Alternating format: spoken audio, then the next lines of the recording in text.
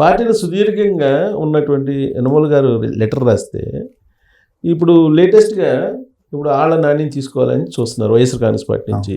జోగి రమేష్ని తీసుకోవాలని ఏదో తెర వెనుక ప్రయత్నాలు చేశారు, అది బూమరాంగ్ అయింది అంటున్నారు. తప్పండి, అసలు చాలా దుర్మార్గం అండి. పార్టీ చేస్తున్న తప్పండి అది. పార్టీ ఇప్పుడు 40 సంవత్సరాలకి జెండా మోసిన కార్యకర్తలు అభిష్టాన్ని దృష్టిలో పెట్టుకోకుండా చేస్తే మాత్రం వాళ్ళు చాలా తప్పు చేసిన వాళ్ళు అవుతారండి. మొన్న గెలిచింది పాత కార్యకర్తలు ఉంటేనే వీళ్ళు పార్టీలు చేరటం మూలాన ఇప్పుడు కొత్తగా ఆళ్ళ నానీలు బోళ్ళ నానీలు వీళ్ళు జోగులు బోగులు చేరటం మూలాన గెలిచారా? వాసిరెడ్డి పద్మలు వీళ్ళు చేరటం మూలాన గెలిచారా, లేకపోతే కార్యకర్తలు కష్టపడటం మూలాన గెలిచారా? నీ కార్యకర్తలను అవమానం చేసినట్టే కదా. వాళ్ళు వచ్చి నీకు ఏం చేస్తారు, కౌంటర్ గ్రూపులు తయారు చేసి నీకు పెంట పెడతారు కదా, పార్టీలో కుప్పట్లు పెడతారు కదా, అది సరి చేసుకుంటే సరిపోతుంది కదా. ఇంగిత జ్ఞానం ఉండాలి. ఇప్పుడు చేస్తారా? వాళ్ళని చేర్చుకుంటాం అంత అవసరం ఏముంది? కాదు, ఇప్పుడు కరెక్ట్ రాజకీయం చేసుకుంటే వాళ్ళని తొక్కిన ఆరలాగా అక్కడ చెప్పుకొని పోయిన ఇదిలాగా తొక్కిపెట్టి లాస్ట్ ఇయర్ ఎలక్షన్కి 1 సంవత్సరం ముందు కావాల్సిన వాళ్ళు చేర్చుకోండి. ఇప్పుడు అంత 6 నెలలు అవగానే ఇంకా అంత అవసరం వచ్చింది, పార్టీని వాళ్ళని చేర్చుకోవాల్సిన అవసరం వచ్చింది. పార్టీలో ఉండాలి. ఏ రకమైన సఫికేషన్ ఫీల్ అయిపోతారు? 5 సంవత్సరాలు అణచివేతకైనా కేసులు గురైన వాళ్ళు మనోభావాలు ఏ రకంగా బాగా గాయపడతాయండి. ఇది కనీసం చూడాలి కదా. సుదీర్ఘమైన రాజకీయ అనుభవం ఉన్నటువంటి చంద్రబాబు గారికి తెలీదా? అసలు లేదండి, టీం అక్కడ లేదండి. పార్టీకి ప్రభుత్వానికి మధ్య ఇది ఇది లేదండి, కోఆర్డినేషన్ లేదండి.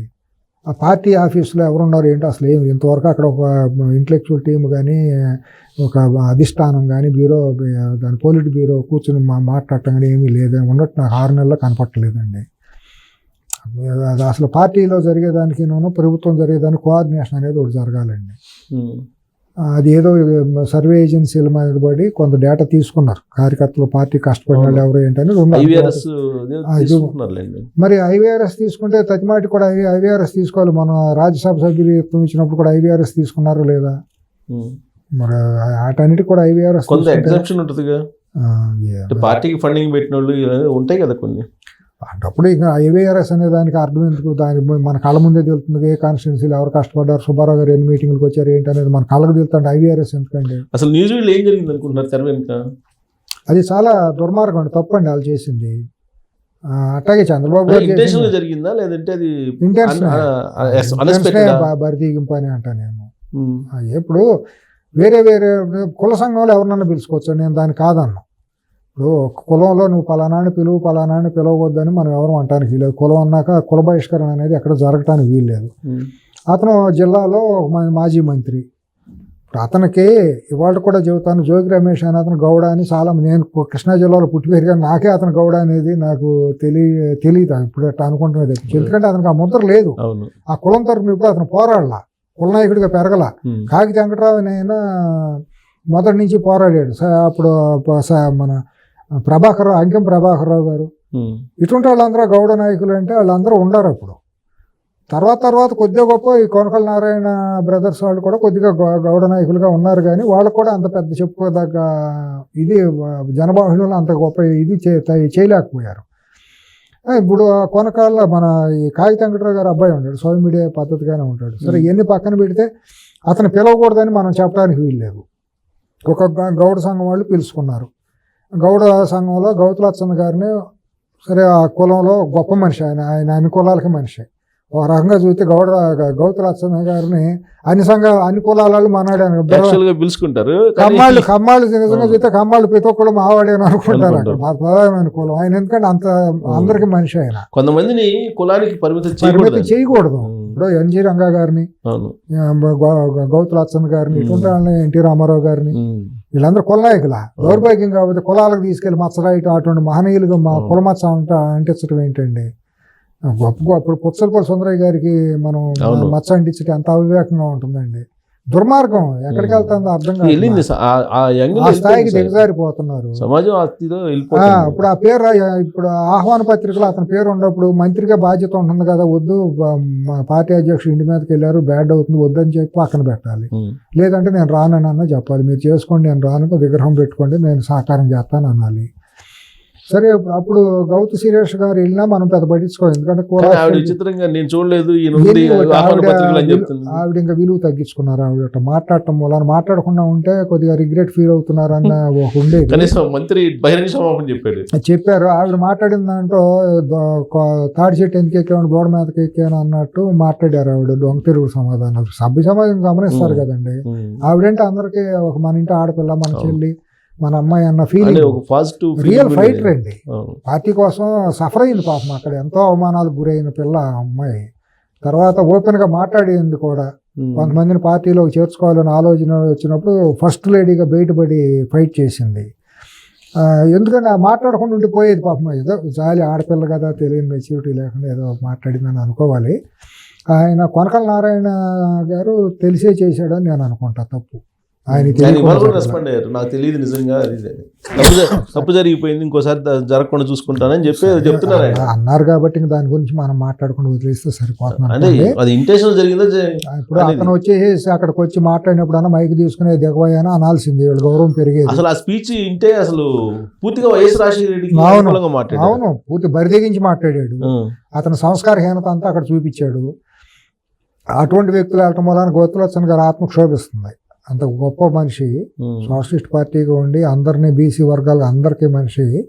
ఇటువంటి లఫంగ్ గాళ్ళును ఎదవలో స్టేజ్ ఎక్కి మాట్లాడితే ఆయన అగౌరవపరిచినట్టు అవుతుంది.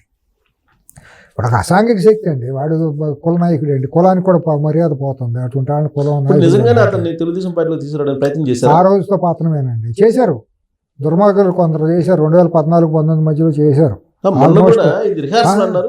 19 ఎన్నికల ముందు కూడా ఆల్మోస్ట్ తీసుకొచ్చి చేయాలని ప్రయత్నాలు కొంతమంది మేధావులు చేశారు. కృష్ణా జిల్లా తెలుగుదేశం మేధావులు. ఇవాళండి కృష్ణా జిల్లా రాజకీయం చూస్తేనండి భ్రష్టు పెట్టిపోయింది ఏసీఎస్ గారు. ఎక్కడో మహనీయులు కాకాని వెంకటరత్నం గారు, మండల వెంకటకృష్ణారావు గారు, గుంటూరు బాపనయ్య గారు, మహనీయులు గొప్ప గొప్ప లెజెండ్స్ చేసిన రాజకీయం అండి కృష్ణా జిల్లా రాజకీయం. మొక్కపాటి వెంకటేశ్వరరావు గారు ఎక్కడెక్కడో ఉన్నారు. తర్వాత సనుమోలు గారు, పెననేని గారు అంటే మీరు తెలియని ఏమన్నా జిల్లాలో. అట్లాగే మన యలమంచిలి శివాజీ గారు కూడా మచ్చలేని నాయకుడిగా, ఆయన నాయకుడిగా శంకర సత్యనారాయణ గారు, మరి దేవుడు మంత్రి సింహాద్రి సత్యనారాయణ, వడ్డీ రంగారావు గారు. ఏందండి అసలు మహనీయులు, గొప్ప గొప్ప మేధావులు. బూరుగోలు రామకృష్ణ, మన ఐదేవర కాళేశ్వరరావు గారు, మన భోగరాజు పట్టాభి సీతారామయ్య గారు. ఎటువంటి చరిత్ర కలిగిన నేల. ఇవాళ ఎటువంటి భ్రష్టు పట్టిపోయిన కృష్ణా జిల్లా రాజకీయం అంటే అంత దారుణంగా ఉంది పరిస్థితి. రాబోయే రోజుల్లో జోగి రమేష్ పార్టీలోకి వచ్చే అవకాశం ఉందంటారా?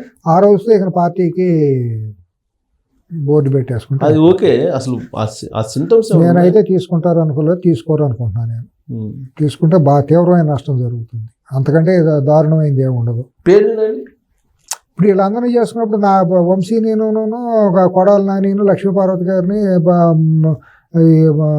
వాళ్ళు వస్తానండి శ్రీరెడ్డిని, పోసాని కృష్ణమల్ని చేసుకుంటే అయిపోతుంది. కౌంటర్ లేదు కదా, ఎవడు మాట్లాడేవాడు అవతల ఎవడు ఉండడు కదా. ఇంకా విజయసాయి రెడ్డి నేను వాళ్ళు కూడా ఏదైనా మాట్లాడుకుని వాళ్ళకి కూడా ఏదైనా మళ్ళీ రిపీట్ ఇస్తాం రాజ్యసభ అని, సజ్జల రామకృష్ణారెడ్డి అందరం చేసేసుకుంటే అయిపోయాయి. గ్యాస్ చిత్రాలకు వచ్చి ఒకటే ఉండదు. వీళ్ళందరినీ చేర్చుకోవాలని ఆలోచన అధిష్టానం ఉందా, లేకపోతే లోకల్ గా ఉండేటువంటి లీడర్స్ మధ్య ఉన్నటువంటి చీకటి కోణాల? ఇది నేను ఒకటి చెప్పిన సిఎస్ గారు, ఇది ఎప్పుడు ఈ విష బీజాలు ఎప్పుడు మొదలైనవి అంటే 2004లో పార్టీ ఓడిపోయిన తర్వాత పార్టీ బాగా ఒత్తిళ్లకు లోనవుతున్నప్పుడు 2009లో కూడా ఓడిపోయింది. 9లో ఓడిపోయిన తర్వాత ఒత్తిళ్లు చేతులారా ఓడిపోయింది. చిరంజీవి పార్టీ పెట్టినందువల్ల వ్యూహాత్మక తప్పిదంతో చేతులారా చేసుకున్న ఓటమి అది. ఒత్తిడి అప్పుడు కొంతమంది చేరిపోయారు. డబ్బులతోనే రాజకీయం చేయొచ్చు అనే ఆలోచనతో, అంతేగాని ప్రజల్లో ఏంటి సెంటిమెంట్ ఏంటి, కార్యకర్తలు ఏంటి అనేది లేకుండా వాళ్ళు ఏసీ రూములో కూర్చొని రాజకీయం చేయొచ్చు, సర్వేల మీద ఆధారపడే అనే కొన్ని శక్తులు చంద్రబాబు గారి దగ్గర చేరిపోయినాయండి. వాళ్ళు ఇటువంటి దానికి రూపకల్పన చేశారండి. అది కొనసాగుతూ రావడం దురదృష్టకరం అండి. ఇప్పుడు రాష్ట్రం 294 సీట్లు పెద్ద రాష్ట్రం అయినప్పుడు అయితే ఏదన్నా కొద్ది సర్వే సంస్థలు ఏదో పెద్ద రాష్ట్రం కాబట్టి మనకు ఏదన్నా ఇది చేసుకుంటాం. అప్పుడు కూడా అట్లా ఉండేది కాదండి. ఇప్పుడు హైదరాబాద్లో జరిగేది కూడా క్షణాల మీద అక్కడ నాయకత్వం వచ్చి హైదరాబాద్కి చెప్పాడు. అనంతపూర్కి వచ్చేది, శ్రీకాకుళం కూడా వచ్చేది అప్పుడు ఉన్నప్పుడు. ఇప్పుడు చిన్న రాష్ట్రం అయిపోయిన తర్వాత ఫింగర్ టిప్స్ మీద మనకి రోజువారీ ఇన్ఫర్మేషన్ ఉంటుంది. ఉన్న సీట్లలో 100 ఎన్ని 175 సీట్లు. 175 సీట్లలో మనం ఆ మాత్రం రాదా మనకి? దానికోసం కూడా ఎంత ఇదైపోవాల్సిన పని ఉంది. మన నాయకత్వాన్ని మనం తయారు చేసుకోలేమా? ఇప్పుడు ఆయన పేరేంటి, మొన్న మోపిదేవి వెంకటరమణ గారిని చేర్చుకున్నారండి. అంతవరకు మనం ఆయన్ని ఇది చేయడానికి వీల్లేదు. ఆయన కిట్వకోలో ఉన్నారు కదా, Jaganmohan Reddy jail mate plus ఏంటంటే కొద్దిగా పల్లికారు కమ్యూనిటీలో కొద్ది బలమైన నాయకుడు కాబట్టి చేర్చుకున్నామని అనటంలో ఆక్షేపం లేదు, పర్వాలేదు. అది ఉంది. కానీ మనిషి అసాంఘికంగాను అనైతికంగా మాట్లాడే మనిషి కాదు. ఇప్పుడు ఒకటేంటండి, ఇప్పుడు పేరు నాని కానీ, ఆళ్ళ నాని కానీ, లేదంటే కొడాల నాని కానీ, ఏముంది వీళ్ళు కూడా మాట్లాడు తప్పే ఉందండి. తేడా ఏముంది వాళ్ళకి? లక్ష్మీపార్వతి గారు కానివ్వండి, లక్ష్మీపార్వతి గారు ఏంటంటే వీళ్ళ మీద ఇప్పుడు అగ్రిగోల్డ్ కేసు ఉంది జోగి రమేష్ గారి మీద. ఇప్పుడు పేరు నాని ఏమో అడ్డంగా రైస్ దాంట్లో స్మగ్లింగ్ ₹1,00,00,000 చెక్ ఇస్తే చెక్ మీద ఎవరు 70 లక్షలు ఎట్టా వచ్చింది అనేది ఆరోపణ ఇప్పుడు ఈడీకి పెట్టవచ్చుగా, ఈడీ పెట్టవచ్చు, ఐటీ పెట్టవచ్చుగా, ఎందుకు ఊరుకుంటున్నారు? ఆ ఫండ్ అని అతను ఎవరు అరేంజ్ చేశారంట. ఎట్లా వచ్చిందో చెప్పొచ్చు కదా. నొక్కాలంటే 5 నిమిషాలు కదా నొక్కటం. ఎందుకు ఏం జరుగుతుంది అక్కడ? ఇప్పుడు ఈ కేసుల నుంచి బయటపడటానికి తెలుగుదేశం పార్టీలోకి రావాలని వాళ్ళు వస్తారండి, వచ్చి ఇక్కడ గందరగోళం చేస్తారండి, పార్టీని చిన్నాభిన్నం చేస్తారండి. వీళ్ళు కంట్రోల్ చేసుకోలేరండి, పరిస్థితులు తెలుస్తున్నాయి. రేపు పొద్దున బంగారుపల్లిలో పెట్టి మళ్ళీ వైసీపీ చచ్చిపోయిన వైసీపీకి తీసుకెళ్ళి మళ్ళీ వీళ్ళు ఇచ్చేసి ఇవాళ తీసుకెళ్ళి మళ్ళీ ఆక్సిజన్ పెట్టి వెంటిలేటర్ మీద పెడతారండి, బతికిస్తారండి. మళ్ళీ ఆ శవానికి మళ్ళీ జీవం పోసేసి మళ్ళీ రేపు రాష్ట్రం కుక్కలు చింపినిస్తూ అవుతుందండి. ఆ రాష్ట్రం బాగుండాలి, రాష్ట్రం సుభిక్షంగా ఉండాలనుకుంటే ఎవరు చేయరండి. ఈ నికృష్టమైన రాజకీయమే మన జీవితం అనుకుంటే అంతకైనా వెళ్తారండి. ఇంకా అంతకుమించి మనం మాట్లాడే ఉపయోగం ఏమి లేదు. ఇప్పుడు పేరు నాని వీళ్ళందరినీ చేర్చుకునే అవకాశం ఉందంటారు అయితే?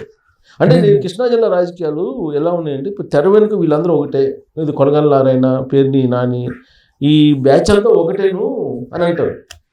అసలు మొత్తం అంతా అదే చెప్పేది, వాళ్ళు వీళ్ళు అని కాదు, ఇంకా చాలా ఉన్నాయి.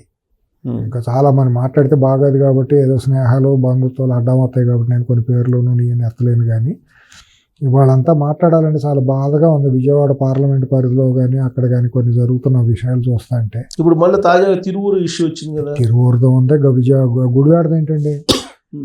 గుడివాడది ఏంటి అసలు? ఏం జరుగుతుంది అక్కడ? గుడివాడ ఎమ్మెల్యేకి ఏం లేదు, అక్కడ షాడే ఎమ్మెల్యే తయారయ్యాడు. మొన్న నేను అక్కడికి వెళ్తే ఊళ్ళల్లో అంతా గొడవ. తులసి అనే అతను ఎవడో ఉన్నాడంటే ఒకడు మొత్తం డిఫాక్ట్ ఎమ్మెల్యే లాగా ఇష్టానుసారం చేసేస్తున్నాడు.